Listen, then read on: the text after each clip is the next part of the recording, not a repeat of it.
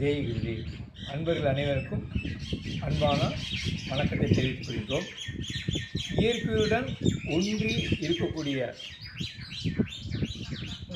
தியானம் அப்படிங்கிறத பற்றி நம்ம இப்போ சொல்ல போகிறோம். அதுனா இயற்கையுடன் ஒன்றி இருக்கக்கூடிய தியானம் அப்படின்னா இந்த மரம் செடி கொடிகள் இருக்குது, இந்த பாருங்கள் பறவைகள்லாம் கட்டிக்கிட்டு இருக்குது, காற்று இருக்குது, இது கூட இயற்கையே சார்ந்தே இருக்கப்படுகிறது.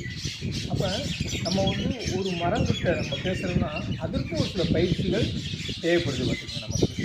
சரிங்களா, அந்த பயிற்சி பற்றி தான் இப்போ நான் உங்கள்கிட்ட எல்லாம் தெளிவாக சொல்லப்போகிறேன்.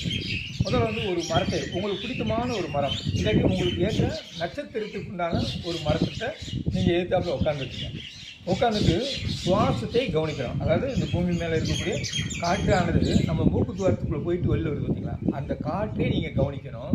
கவனிச்சுட்டு ஒரு அரை மணி நேரம் சரியாக 30 நிமிடம் கண் சிமிட்டாமல் அந்த மரத்தை பார்த்துக்கிட்டே இருக்கணும் பார்த்திங்களா.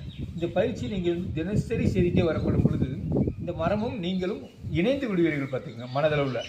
அப்போ உங்கள்கிட்ட இருக்கக்கூடிய குறைகள் அந்த மன ரீதியாக மரத்திடம் சொல்லும். அதற்குண்டான தீர்வை மரம் ஒரு எழுத்தாவே உங்களுக்கு காமிக்கும் பார்த்துக்குங்க. இது நான் கண்ட உண்மை. அதை தான் உங்ககிட்டயும் நான் சொல்கிறேன். மகிழ்ச்சி அனைவருக்கும்.